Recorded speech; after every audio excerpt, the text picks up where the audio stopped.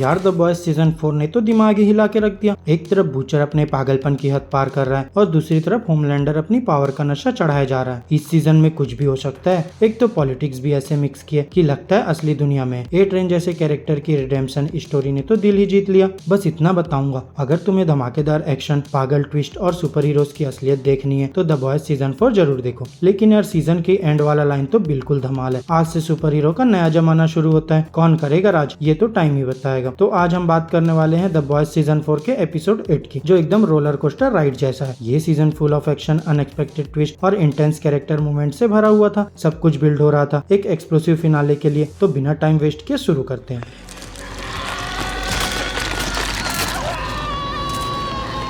Assassination run episode का twist. The boys के season 4 का second last episode assassination run ने सबको अपने दम पर बैठा दिया। एपिसोड में जो कुछ दिखाया गया वो रियल वर्ल्ड इवेंट से इतना मिलता जुलता था कि शो रनर्स को एक डिस्क्लेमर तक डालना पड़ा। उन्होंने ये बात जोर देकर कही कि जो भी वायलेंट सीन्स दिखाए गए हैं वो सिर्फ काल्पनिक है। ये कोइंसिडेंस शो की उस काबिलियत को हाईलाइट करता है कि वो रियल वर्ल्ड इश्यूज को अपने अंदर रिफ्लेक्ट कर सकता है। लेकिन साथ ही ये भी एक बहुत ही जरूरी बात है कि हम फिक्शन और रियलिटी को अलग अलग रखें।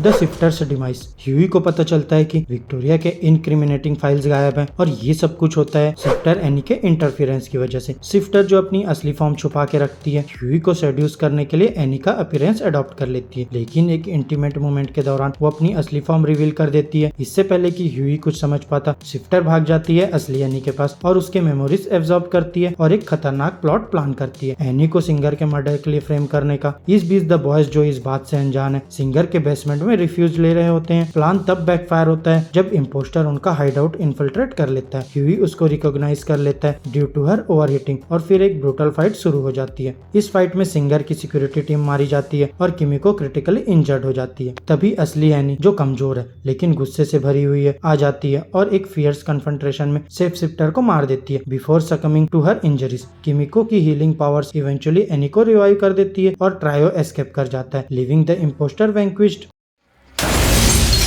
Ryan.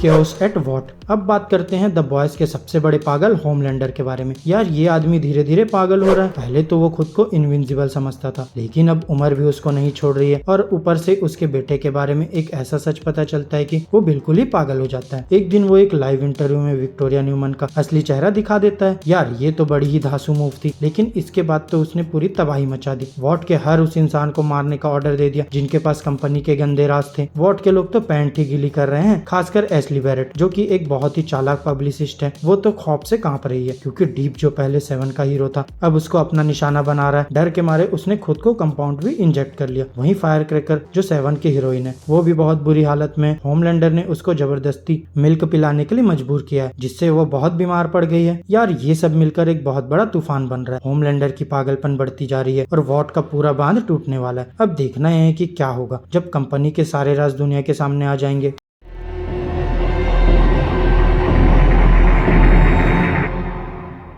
बूचर के डिस्परेट डिसीजन। बूचर का डिस्परेशन उसे जो के साइड लाने के लिए मजबूर करता है। अपनी पास्ट मिस्टेक्स और कंपाउंड वी से डिटोरियोरेटिंग हेल्थ से परेशान वो एक ऐसे सॉल्यूशन की तलाश करता है जो उनको प्रोटेक्ट कर सके और वॉट को खत्म कर सके। जो बूचर का इनर डार्कनेस है एक पावरफुल रास्ता ऑफर करता है बूचर के नए एबिलिटीज को यूज करके सूप्स इंक्लूडिंग होमलैंडर को खत्म करना। शुरू में बूचर रेसिस्ट करता है सोच के कि वो रायन को एक अलग पाथ पर गाइड कर सके, लेकिन जब वो रायन के पोटेंशियल और अपने इन्फ्लुएंस के लिमिटेशन से सामना करता है बूचर की डिटर्मिनेशन गिर जाती है। जब वो कॉर्नर्ड और ऑप्शन खत्म होती है वो जो के प्रपोजल को एक्सेप्ट कर लेता है as the only way to prevent further catastrophe. ये डिसीजन बूचर के कैरेक्टर आर्क का ट्रेजिक कल्मिनेशन है जो पावर के करप्टिंग इन्फ्लुएंस और जस्टिस के परसूट में एक इंसान कितना एक्सट्रीम मेजर तक जा सकता है को हाईलाइट करता है। आखिर में बूचर का जो के साथ अलायंस एक पोटेंशियली एक्सप्लोसिव और मोरली कॉम्प्लेक्स कॉन्फ्लिक्ट के लिए स्टेज सेट करता है।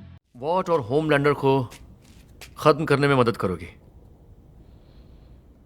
विकी के अलायंस विद द बॉयज। यार इमेजिन करो, एनी बिल्कुल फूटी हुई है ह्यूई पे। एक तो उसको किडनैप कर लिया गया था और ये आदमी बस बेफिक्र घूम रहा था। उसकी सॉरी भी धूल की तरह है, चाहे वो कितना भी उसकी फेवरेट चाय की आदतें याद करता रहे। वहीं दूसरी साइड पे विकी, जो होमलैंडर का खिलौना है, प्रेशर से पिघल रही है। जोई के लिए डर और होमलैंडर की जिंदगी जी के थक गई है, इसलिए वो द बॉयज के पास भाग आई, जहाँ ह्यूई अपने गुड गाय का रोल निभाते हुए सबको माफ करने की बातें पेल रहा है। फ्रेंची अपने साइंस वाला दिमाग लगा के एक सेफ्टी नेट तैयार कर रहा है। इस बीच एनी और ह्यूई फिर से एक हो जाते हैं। और यार ट्विस्ट ये है कि किमिको, जो हमेशा चुप रहती थी, फ्रेंची को अपने दिल की बात बता देती है और प्यार के तारों तले दोनों एक हो जाते हैं। अब सीन सेट होता है एक बड़े धमाके में। द बॉयज, विकी और उसकी सिक्योरिटी टीम एक जगह इकट्ठा होते हैं। टेंशन बढ़ा है पर फिर भी एक डील हो जाती है। पर वेट करो, इससे पहले कुछ होता। बूचर एक अलग ही अवतार में आता है, आंखें आग उगल रही है, बदन से टेंटिकल निकल रहे हैं। फिर वो साला विकी को मार डालता है और फ्रेंची का वायरस भी ले लेता है। आखिर में वो टेंटिकल वैनिश हो जाते हैं।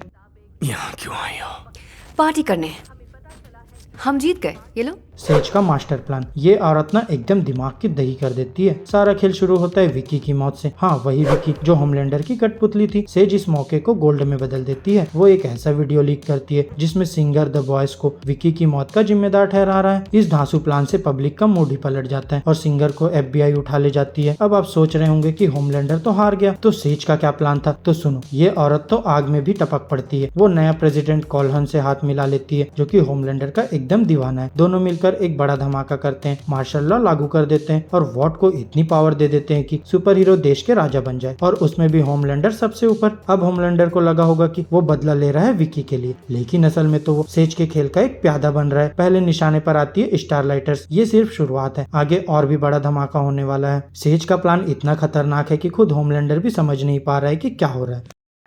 हम फेल नहीं हुए हैं। जरूरत पड़ी तो मैं खुद जाकर सिंगर को मारूंगा और तुम ही प्रेसिडेंट बनो। द बॉयज सीजन 4 का epic finale. The boys team disband हो जाती है, बट वॉट का रिलेंटलेस परसूट उन्हें क्लोजिंग करता है। हर तरफ सिर्फ केओस ही केओस, जो वैनिश हो जाती है। कहाँ गई वो एक बड़ी मिस्ट्री बन गई है। बेचारा हुई, उसे कैप्चर कर लिया जाता है और वो वॉट के कब्जे में है। एनी की पावर्स एक बार फिर से रिजेनाइट होती है। सी इज बैक इन एक्शन और इस बार और भी ज्यादा पावरफुल। लॉ सॉसेज MM को मॉल कर देता है। ये फाइट तो एपिक थी। अब MM कैसे बच पाएगा, ये देखना इंटरेस्टिंग होगा। जेन वी का सैम कैट के ट्विस्टेड कंट्रोल के अंदर किमिको पर अटैक करता है। फ्रेंची सकम करता है माइंड कंट्रोल को। उसका स्ट्रगल देखकर दिल टूट जाता है। बूचर अपनी डार्कनेस में कंज्यूम होकर एक सिनिस्टर पाथ पर एम्बार्क करता है जो के साथ। वहीं एपिलॉग में कॉलहन डिस्कवर करता है सोल्जर बॉय के इम्प्रिजनमेंट को। इस डिस्कवरी के बाद एक टीयरफुल होमलैंडर अपने मॉन्स्टरस फादर के आमने सामने फेस टू फेस होता है। तो क्या आने वाले एपिसोड में हमें फादर सन का अल्टीमेट शोडाउन देखने को मिलेगा?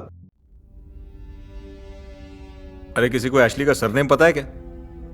द बॉयज सीजन 4 एपिसोड 8 का रिव्यू। द बॉयज का लास्ट एपिसोड एकदम धांसू था। एक्शन, डेथ और ट्विस्ट का ऐसा तड़का लगा कि सर ही चकरा गया। लेकिन यार कुछ चीजें ऐसी भी है जो दिमाग खाने पर लगी हुई है। पहले बात करते हैं सेज की। उसका पूरा प्लान बूचर के हाथों विक्टोरिया की मौत पर टिका था, लेकिन यार वो इतनी पक्की कैसे थी कि ये काम करेगा। रायन तो वैसे भी अनप्रेडिक्टेबल है, और जो का क्या, ये सब तो उसके प्लान को बिगाड़ सकते थे ना। इतनी स्मार्ट होने के बाद भी ये ओवरलुक कैसे हो सकता है? फिर बात करते हैं ग्रेस की। एकदम से इतनी राइटियस कैसे हो गई? पहले तो रायन को उससे इतना प्यार था, अब वो उसे धक्के दे रहा है। ये थोड़ा अजीब लगा। लग रहा है जैसे कैरेक्टर को फिट करने के लिए जल्दी जल्दी कुछ भी कर दिया। फ्रेंची और किमिको का केस भी कम अजीब नहीं है। पहले प्यार व्यार, फिर भाई बहन, अब फिर से कुछ पकड़ा है। यार मेकर्स भी इनके रिश्ते को लेकर कोई फैसला नहीं ले पा रहे हैं। लेकिन यार एक चीज जो बहुत अच्छी लगी वो थी किमिको का आवाज पा लेना। एकदम दमदार सीन था। वो एक मूक किलर से लेकर अपने प्यार के लिए लड़ने वाली लड़की बन गई। ये जर्नी बहुत अच्छी थी। तो कुल मिलाकर एपिसोड बहुत मजेदार था, लेकिन कुछ चीजें हैं जो दिमाग में घूम रही है। चलो आप लोग बताओ कि आपको क्या लगा, कमेंट्स में जरूर लिखना। चैनल को सब्सक्राइब करो और ऐसे ही धांसू रिव्यूज के लिए बने रहो। तब तक के लिए bye bye and take care.